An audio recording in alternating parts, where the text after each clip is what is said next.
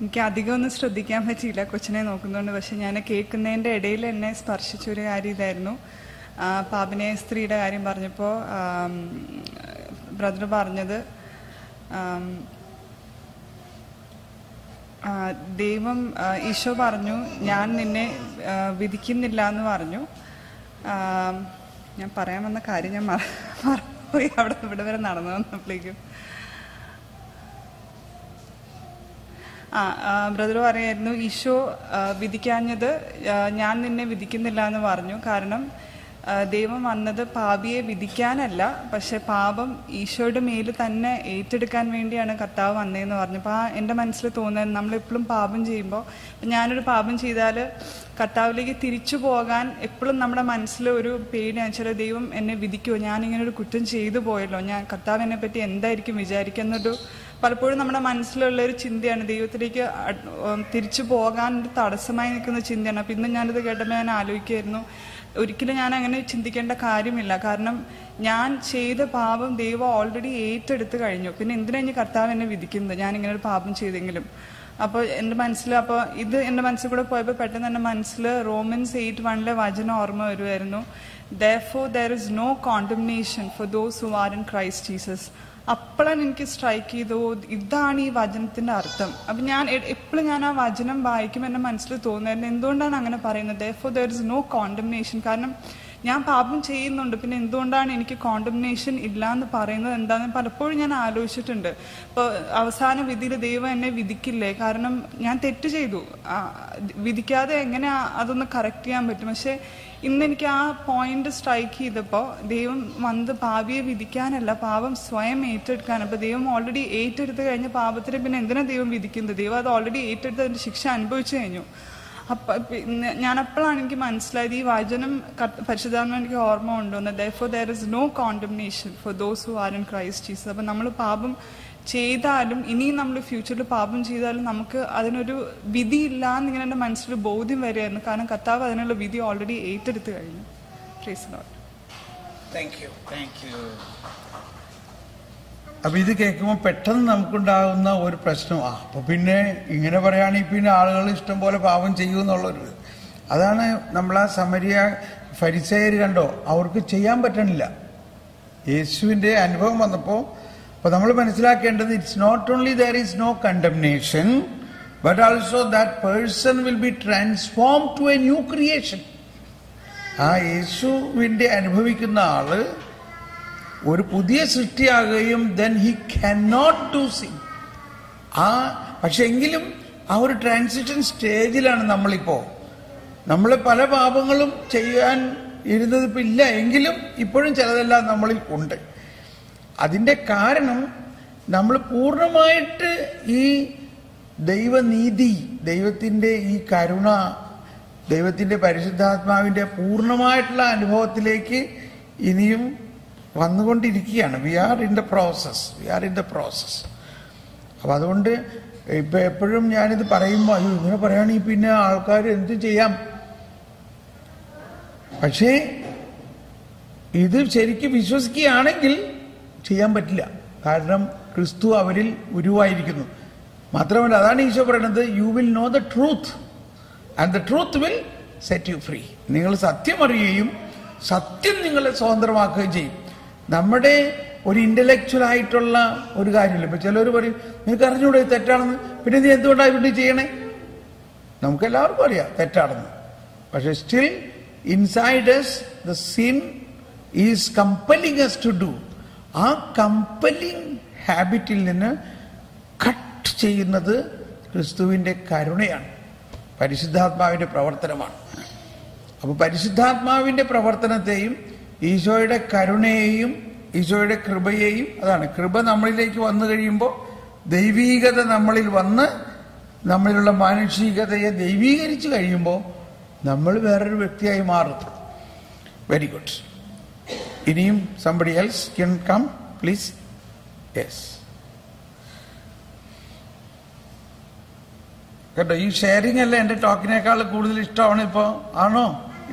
ഈ ഇടയ്ക്ക് യൂട്യൂബിൽ എല്ലാവരും കേൾക്കണ, ആദ്യം നോക്കണത് ഈ ടെസ്റ്റിമണികളാണ്. Come on please.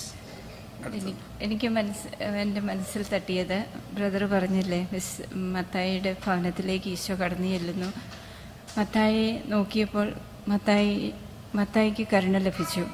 അപ്പോൾ എനിക്കും മനസ്സിലായത് വിശുദ്ധ പൗലോസ്ലീഹ പറഞ്ഞ ഒരു വചനം, നിങ്ങൾ വിശ്വാസം വഴി കൃപയാലാണ് രക്ഷിക്കപ്പെട്ടതെന്ന്. അപ്പോൾ എൻ്റെ മനസ്സിൽ തോന്നിയത്, നമുക്ക് ആദ്യം കരുണ ലഭിക്കുന്നു. ഈശോയുടെ കരുണ ലഭിക്കുമ്പോൾ നമ്മൾ ആ വിശ്വാസത്തിലോട്ട് കടന്നു ചെല്ലുകയാണ്.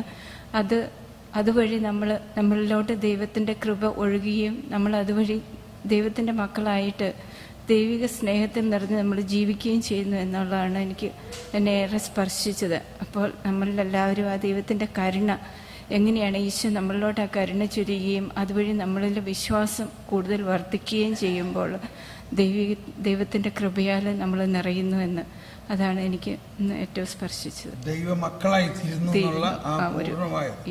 Thank you, very good. അത് വലിയൊരു പോയിന്റാണ്. Next please. ദൈവ മക്കളാവുമ്പോൾ പിന്നെ ദൈവത്തിന് നമ്മുടെ മക്കളെ തന്നെ നമ്മൾ ശിക്ഷിക്കാൻ പറ്റുമോ അവരെന്തെങ്കിലും തെറ്റ് ചെയ്താലും?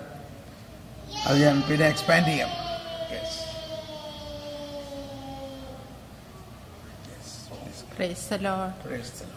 ഞാൻ ഇവിടുന്ന് 1 മണിക്കൂർ ദൂരെ നിന്നാണ് വരുന്നത്. ഇവിടെ 1 മാസം മുമ്പ് ശലോമി വന്നപ്പോൾ ലെബി തോമസ് പോളിൻ്റെ ധ്യാനം ഉണ്ടെന്നും പറഞ്ഞ് ഒരു ഷീറ്റ് തന്നു.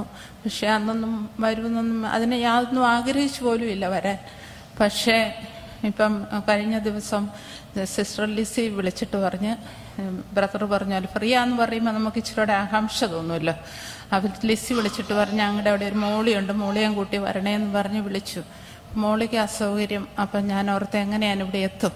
അങ്ങനെ ഇരുന്നപ്പോഴാണ് എൻ്റെ സ്ഥാനത്തിരിക്കുന്ന മകൻ ഇവിടെ ശലോമിന്ന് താങ്ക്സ് ഗിവിങ്ങിന് അവന് വ്യാഴാഴ്ച അവധിയാന്ന് പറഞ്ഞ് വീട്ടിൽ വരുന്നതും അപ്പോൾ രാവിലെ കുഞ്ഞിങ്ങോട്ട് പോരുന്നതും. അപ്പം യാതൊരു തടസ്സവും ഇല്ലാതെ കർത്താവ് ഇവിടെ കൊണ്ടുവരാൻ കൃപ വർഷിച്ചു. ഇത് കൂടാനും അതുപോലെ തന്നെ യോഹന്നാന്റെ സുവിശേഷം 2-ാം അധ്യായം മുതൽ അങ്ങോട്ട് 8 വരെ നന്നായിട്ട് എന്നെ സ്പർശിച്ചു. പരിശുദ്ധാത്മാവിൻ്റെ പ്രവർത്തനം ഇങ്ങനെ, അതായത് മാതാവ് കനായിലെ വെള്ളം വീഞ്ഞാക്കിയത് എങ്ങനെയാന്നൊക്കെ ഉള്ളത് ആ മോളിക്കൂടല്ല ഇപ്പോഴാണ് മനസ്സിലാകുന്ന പോലെ ഒരു ജ്ഞാനം കർത്താവ് തരുന്നതായിട്ട്.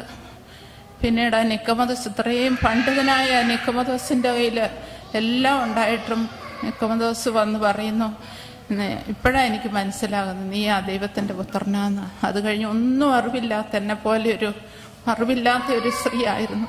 ആ സ്ത്രീയുടെ വെള്ളത്തിനായിട്ട് വന്നപ്പോഴും പറയുന്നു, 1 നിമിഷം കൊണ്ടെല്ലാം പഠിപ്പിച്ചു ആ സ്ത്രീയെ.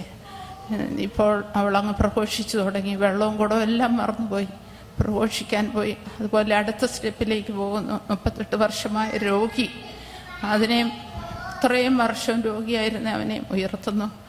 ഇതെല്ലാം പരിശുദ്ധാത്മാവ് ഒരു വ്യക്തിയാണെന്നുള്ളത് ഇങ്ങനെ അറിവ് കിട്ടിയെങ്കിലും ഇപ്പോഴത് ശരിയായിട്ട് മനസ്സിലാക്കാൻ ദൈവം കൃപ തന്നു.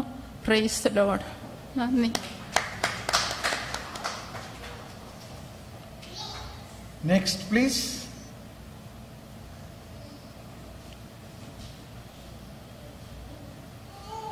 ഇനിയും ആരോ വരാനുണ്ട്?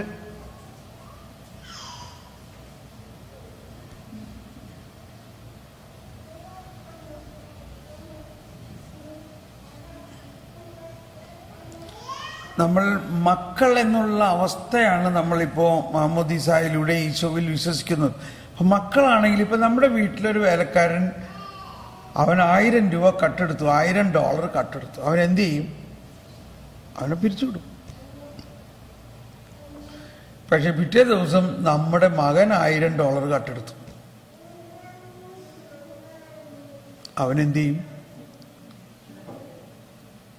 Can you dismiss him? അവനെ പിരിച്ചുവിടാൻ പറ്റുമോ? പിരിച്ചുവിടാൻ പറ്റുമോ? പറ്റില്ല. അതാണ്, അവനെ പിരിച്ചുവിടാൻ പറ്റില്ല. അവനോട് എന്ത് പറയും? എടാ മോനെ, നീ എന്തിനാടാ ഇങ്ങനെ ചെയ്തേ? ഈ പപ്പയും മമ്മിയും ഈ കഷ്ടപ്പെടുന്നത് മുഴുവനും എന്തിനു വേണ്ടിയാ? ഈ ഞങ്ങൾക്കുള്ളതെല്ലാം നിനക്കുള്ളതല്ലേ? അതാണ് മക്കൾ എന്നാലുള്ള അവകാശം. നമ്മൾ മക്കളാണെങ്കിൽ നമ്മൾ അവകാശികളാണ്. നമ്മൾ എത്ര വലിയ തിന്മ ചെയ്താലും ആ തിന്മയുടെ പരിഹാരം പിതാവ് ചെയ്യാണ്. ഇപ്പൊ നമ്മുടെ മകൻ വേറൊരു കോണ്ടെസ്റ്റ്, അവനടുത്ത വീട്ടിൽ അവർ ഈ യാർഡിൽ പുറത്ത് ഫുട്ബോൾ കളിക്കുകയാണ്, അല്ലെങ്കിൽ ക്രിക്കറ്റ് കളിക്കുകയാണ്. അവർ ക്രിക്കറ്റ് വെച്ച് അടിച്ചൊരടി കൊടുത്തിട്ട് ആ ബോൾ പോയി അയൽവക്കാരൻ്റെ വീടിൻ്റെ ഗ്ലാസ് ഉടച്ചു. You understand? He hit the ball and it is went and broken the mirrors. അല്ലെങ്കിൽ ഗ്ലാസ് പെയിന്റിങ്. അയാള് ഇന്ത്യയിൽ നിന്ന് ഇമ്പോർട്ട് ചെയ്ത് കൊണ്ടുവന്നേക്കണ ഗ്ലാസ് പെയിന്റിംഗ് ആണെന്ന് വിചാരിച്ചു, അല്ലെങ്കിൽ ഇറ്റലിയിൽ നിന്ന് കൊണ്ടുവന്നേക്കണ ഗ്ലാസ് പെയിന്റിംഗ് ആണ്. ഇയാളുടെ ചങ്കില് കുത്തിയ പോലെ ആയില്ലേ. അയാള് കൊമ്പം മീച്ചക്കാരനോട് സർദാർജിയാന്ന് വിചാരിച്ചോ. അയാൾ അവിടെ നിന്ന് പുറത്ത് വന്നിരിക്കണം, ഞാൻ നിന്നെ കൊല്ലുന്നില്ല, എന്റെ ഗ്ലാസ് ഉടച്ച് എത്ര $1000 കൊടുത്ത് ഞാൻ. അപ്പോഴേക്കും ദൈവാധീനത്തിന് നമ്മൾ കാർന്നന്മാരവിടെ പ്രത്യക്ഷപ്പെട്ടു. നമ്മൾ എന്ത് പറയും? എന്ത് പറയും? കൊടുക്ക്, നല്ല അടി കൊടുക്ക്, അവന് ശരിക്കും കൊടുത്താലേ അവൻ മനസ്സിലാവുള്ളൂ എന്ന് പറയുമോ? എന്ത് പറയും നമ്മൾ? സാറേ ക്ഷമിക്കണം, അവൻ എൻ്റെ മകനാണ്, അതവൻ അങ്ങനെ അറിഞ്ഞുകൊണ്ട് ആരെങ്കിലും ക്ലാസ് ഉടയ്ക്കും, അറിയാണ്ട് ചെയ്തു പോയതാണ്. നിങ്ങൾക്കറിയോ ഇത് എന്തോരം കഷ്ടപ്പെട്ട് ഞാൻ ഉണ്ടാക്കിയതാണ്. ഇവനെ എല്ലാം ശരിക്കും ഡിസിപ്ലിൻ പഠിപ്പിക്കണം, അടി കൊടുത്ത് വളർത്തണം. നിങ്ങൾ ഇവനെ അടിച്ച് വളർത്താത്തതിന്റെ പേരിലാണ് ഇങ്ങനെ തെമ്മാടിത്തരൊക്കെ കാണിക്കണേ. ഇതെല്ലാം നമ്മൾ കേട്ടാലും നമ്മൾ എന്ത് പറയും? സാറേ അതിനെന്താ പരിഹാരം? ഞാൻ ചെയ്തോളാം. എന്താ പറയൂലേ? അതിന് പരിഹാരം ഞാൻ ചെയ്യാം. എത്രയാണ് ചെലവ്? അത് ഞാൻ ശരിയാക്കി തരാം. $10,000 അല്ല, അതിന് ഞാൻ കുറച്ചും കൂടി കാശ് തന്ന് നിങ്ങൾ ദയവ് ചെയ്ത് എൻ്റെ മോനെ ഒന്നും ചെയ്യരുത്. ഓക്കെ, ഇതിനാണ് സെന്റ് പോളിന്റെ ഭാഷയിൽ പറയുന്നത്, he acquitted, we are acquitted from that sin, we are acquitted from the act of sin and the punishment. അതാണ് ദൈവനീതി. അതായത് ഈശോ നമ്മുടെ പാപങ്ങൾ നമുക്കെതിരെ പരിഗണിക്കാതെ യേശു ആ പാപവും ആ പാപത്തിന്റെ ശിക്ഷയും ആ പാപത്തിന്റെ ശാപവും 3 കാര്യങ്ങൾ യേശു ഏറ്റെടുത്തു കുരിശിൽ. അതാണ് കുരിശ് ശാപത്തിന്റെ ചിഹ്നമാണ്. എന്നാൽ ശാപത്തിന്റെ ചിഹ്നമായ കുരിശിനെ മഹത്വത്തിന്റെ അടയാളമാക്കി മാറ്റി. കുരിശിൽ യേശു ബലിയർപ്പിച്ചത് സജീവ ബലിയാണ്. സാധാരണ പഴയ നിയമത്തില് അർപ്പിച്ചിരുന്നത് ചത്ത ബലിയാണ്. ചത്ത ആടിനെ, കൊന്ന ആടിനെ ബലിയർപ്പിക്കുന്നു, കൊന്ന പശുവിനെ അല്ലെങ്കിൽ കാളയെ ബലിയർപ്പിക്കുന്നു. But Jesus offered a living sacrifice. He was alive. He was dead only after the sacrifice. Very important point. He took our iniquities, our sins upon him and offered a living sacrifice, making that blood as an instrument of our redemption. അപ്പോൾ നമ്മളിപ്പോ ഉരുത്തിരിഞ്ഞു വരുന്ന ആശയങ്ങൾ, when we summarize these points, first thing is the Holy Spirit is in us as an inexhaustible source of living water, and the grace of God, the participation of divine nature into human nature, ദൈവീകത മാനുഷികതയിൽ ലയിക്കുന്നത് grace. പിന്നെ വെള്ളം വീഞ്ഞാക്കുന്ന പോലെയുള്ള A transformation ആണ് ഈ ദൈവം നമുക്ക് തരുന്നത്. That you will be changed by the power of God, not by your power. And then ഈ ജോൺസ് ഗോസ്പൽ ഇപ്പോൾ 1 മുതൽ 8 വരെ വിവരിച്ചത് 1 മുതൽ തന്നെയുണ്ട്. അത് അഗെയിൻ ഐ മേ എക്സ്പ്ലെയിൻ. അതിന്റെ അടുത്ത് ഇനി 11 വരെയുള്ള അധ്യായത്തിൽ ഇത് തന്നെയാണ്. That we will deal it later. പിന്നെ എന്തെല്ലാം പോയിന്റാണ്? ഈ സൺഷിപ്പ്, നമ്മൾ ദൈവമക്കളാണെന്നുള്ള പോയിന്റാണ് പ്രധാന പോയിന്റ്. നമ്മൾ പഴയ നിയമത്തിലെ കൽപ്പനകളും ചട്ടങ്ങളും പാലിച്ച് അടിമയെ പോലെ അല്ല, മറിച്ച് ആ ചട്ടങ്ങളും നിയമവും മൂലമുള്ള പാപവും ശിക്ഷയും ഏറ്റെടുത്തതിന് ശേഷമുള്ള പുത്രത്വത്തിന്റെ അവസ്ഥയാണ്. ഇത് കുറച്ച് ബുദ്ധിമുട്ടുണ്ടാവും ഇത് മനസ്സിലാക്കാൻ. വൈകുന്നേരം ആകുമ്പോഴേക്കും ശരിയാവും. Okay, price the Lord. നമുക്ക് ഒരിക്കൽ കൂടി കർത്താവിന് നന്ദി പറയാം. ഇത്രയും കാര്യങ്ങൾ മനസ്സിലായതിന് നന്ദി പറയുന്നു. നമ്മളിപ്പോൾ ഭക്ഷണം കഴിക്കാൻ പോവുകയാണ്. ഭക്ഷണം കഴിക്കുന്ന സമയത്ത് നിങ്ങൾക്ക് ധാരാളം സംസാരിക്കാം. പക്ഷെ എന്ത് സംസാരിക്കും? വാൾമാർട്ടിൽ പുതിയ സാധനങ്ങൾ വന്നേക്കണതിനെ കുറിച്ചൊന്നും അല്ല. ഇന്നെന്താണ്? ബ്ലാക്ക് ഫ്രൈഡേ ആണ്, നോട്ട് ഗുഡ് ഫ്രൈഡേ. അപ്പം ഈ ബ്ലാക്ക് ഫ്രൈഡേയുടെ കാര്യമല്ല സംസാരിക്കേണ്ടത്, ഗുഡ് ഫ്രൈഡേയുടെ കാര്യം സംസാരിക്കുക. വീണ്ടും ഈ കേട്ട കാര്യങ്ങളെക്കുറിച്ച് ചർച്ച ചെയ്യുക. അതിനകത്ത് സംശയങ്ങളുണ്ടെങ്കിൽ എന്നോട് ചോദിക്കാം കേട്ടോ. അപ്പോൾ നമ്മൾ